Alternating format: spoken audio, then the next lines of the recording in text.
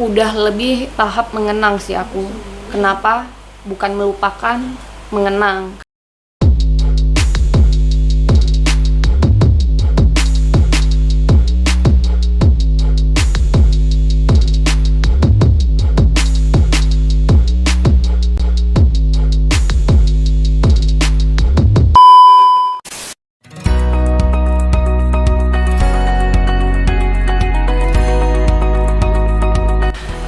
Sekarang kesibukannya itu aku udah mulai berbisnis. Jadi sekarang memang udah takut buat syuting-syuting dulu karena keadaan COVID kayak gini kan, ada anak-anak di rumah. Karena banyak banget temen aku kena positif COVID. Jadi takut, akhirnya muter otak tuh mau ngapain. Dan akhirnya bikin brand baju sendiri. Terus aku yang belanja sendiri ke pasar, itu benar-benar ke pasar, beli bahan sampai 20 gulung itu ya masuk mobil. Akhirnya aku yang pakin ke tukang jahit, sampai aku pilih model dan semuanya. Sekarang aku udah mulai usaha buat baju.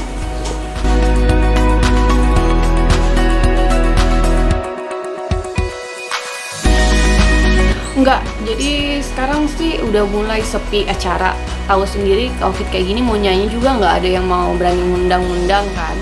Cuman kemarin terakhir memang ada event, salah satu merek mobil juga ada nyanyi, cuman orangnya pun nggak rame karena orang pada takut juga untuk keluar rumah. Nah sekarang pun ya udah kayak gini-gini aja, tunggu proses semua COVID hilang baru beraktivitas lagi seperti biasa.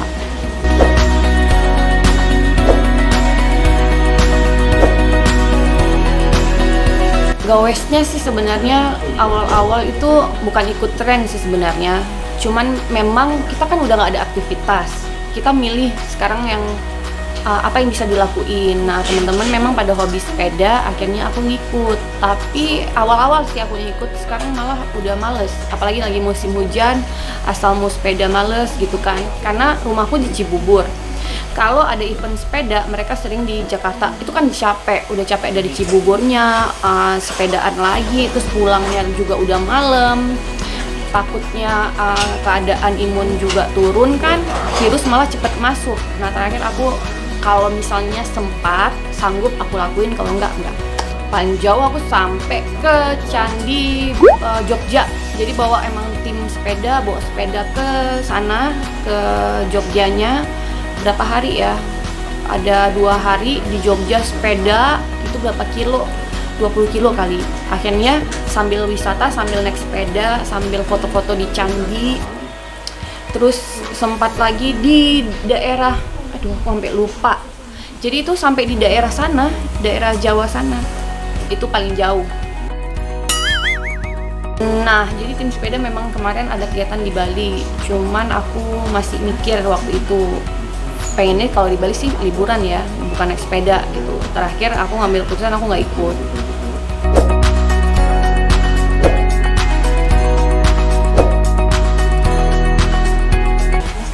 Yang syukuri dalam hidup sampai sekarang bisa bernapas, masih dikasih kesehatan sama Allah, masih dikasih kebahagiaan walaupun setengah separuh jiwa hilang ya gitu ya, dengan proses kehilangan almarhum dulu. Tapi masih dikasih nafas, kebahagiaan. Tinggal kita bersyukur aja dengan apa yang udah Allah berikan sampai sekarang.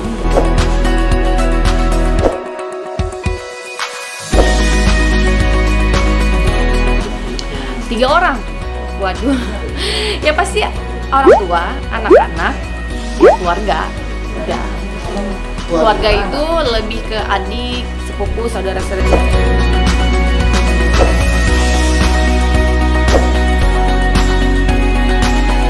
Oh, anak-anak lah. Kalau nggak ada anak-anak mungkin, wah sedih banget. Untung masih disisain anak-anak dalam hidup ini.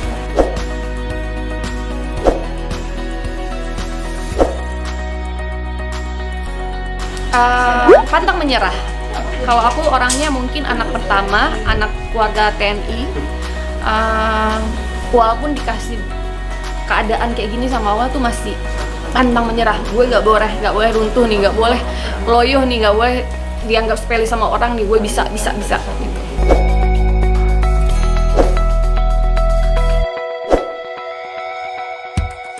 gitu. selesai sunat. Jadi alhamdulillah hari ini mengadakan sunat anak-anak. Itulah yang ditunggu-tunggu dari dulu waktu anak kecil. Aduh, ini kayaknya nggak sanggup dia lihat anak sunat. Ternyata akhirnya alhamdulillah hari ini selesai misinya.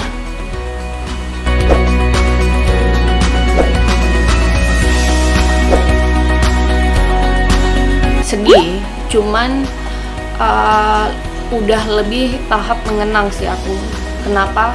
Bukan melupakan, mengenang. Karena aku nggak mau lagi kayak yang, aku kan orangnya memang orangnya pantang menyerah, nggak mau kelihatan sedih di depan orang.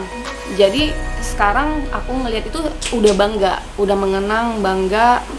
Udah deh, nggak usah sedih-sedih. Kita juga pada akhirnya akan berpulang pada Allah, akan juga bertemu di sana. Cuman mungkin nyusul nantinya, dan nggak ada yang harus ditangisi karena kita semua akan mengalami hal seperti itu. Anak-anak nonton, anak-anakku itu udah nggak sedih karena dalam proses awal dia udah tahu papanya seperti ini kejadian, papanya meninggal seperti ini.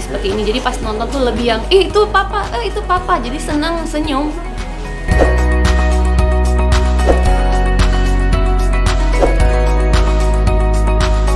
Sangat sampai sekarang juga foto-foto di rumah masih ada almarhum, semuanya lengkap seperti dia masih ada.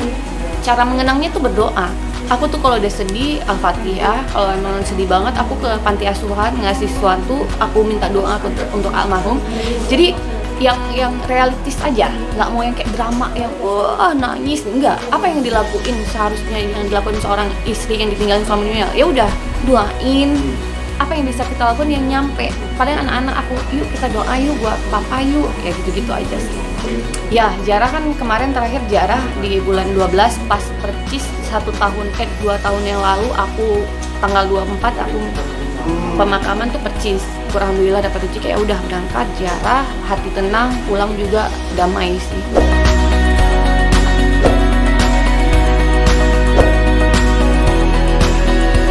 Nggak muluk-muluk sih, namanya juga manusia ya, kita manusia. Kalau memang Allah memberikan jodoh yang terbaik, kenapa enggak? Tetapi milih-milih sih, milihnya lebih ke apa? Sekarang bukan waktunya, cowok itu ganteng ya, aku jatuh cinta, jalan, enggak seperti itu. Sekarang lebih ke yang serius, nggak lihat tampang, bertanggung jawab, bisa menerima anak-anak, lebih seperti itu. Jadi sekarang udah nggak yang kayak yang berbunga-bunga, jatuh cinta, enggak lah. Pasti yang bisa menerima aku sama anak-anakku, yang bisa bertanggung jawab, yang mapan pastinya kalau aku ya. Dan dewasa, imannya baik, itu aja. Aku selalu berdoa nih sama Allah gitu, kalau memang Allah menentukan itu pilihannya, berarti itu yang terbaik. Jadi sekarang aku nggak mau ya gue harus putih, harus ganteng, nggak harus seperti itu. Jadi kalau memang udah ketentuannya itu orangnya, ya udah. Nah itu dia, gak ada yang mau sama aku mungkin. Makanya tadi aku bilang sekarang lebih ke yang anak-anak sehat aja lah gitu. Kalau ini juga umur masih 33 ya kan. Udahlah nanti kalau 35, 36 baru deh fokus. Sekarang malah aku lebih menikmatin. Malah temenku itu lebih cemburu sama aku loh sekarang.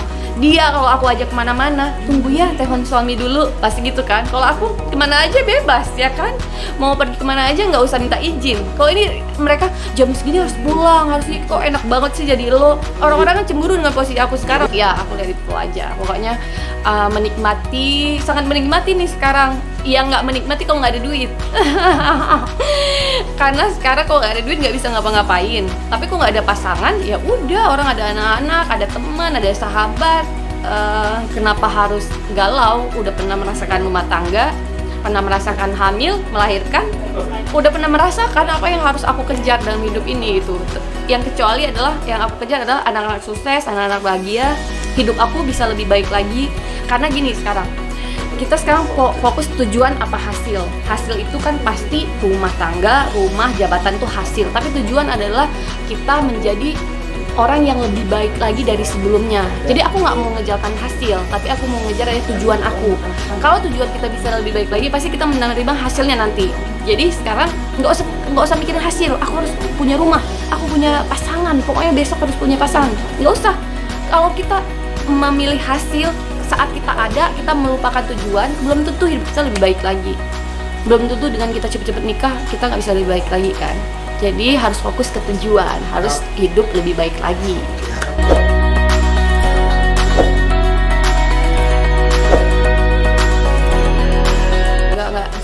sekali.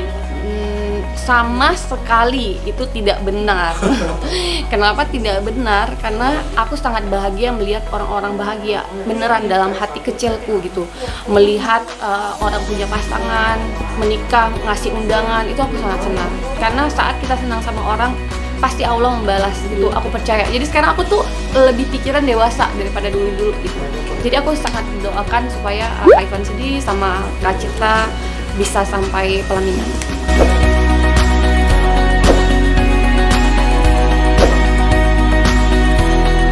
Harapannya adalah anak-anak itu pengennya jadi anak-anak sukses, pengen banget yang membanggakan almarhum saat almarhum mungkin di sana ngelihat, ih anakku saat aku tinggal bisa sukses ya, lebih membanggakan ya, itu lebih ke dalam diri aku lebih pengen kayak gitu. Anak-anakku sukses jadi anak yang soleh aja.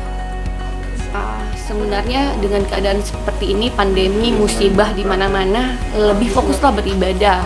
Kalau menurut aku, beribadah, berbuat baik, dan sebaik-baiknya kita nanti pulang suatu saat kita dalam keadaan baik gitu. Jadi harapannya berbuatlah baik, bersyukurlah, bahagialah apa yang udah dikasih sama Allah sekarang. Kekurangan pasangan nggak apa-apa. Yang penting kita hidup bahagia bersama keluarga dengan damai, dengan hangat, udah cukup gitu aja. Hai, jangan lupa like dan subscribe dan komen di bawah ya.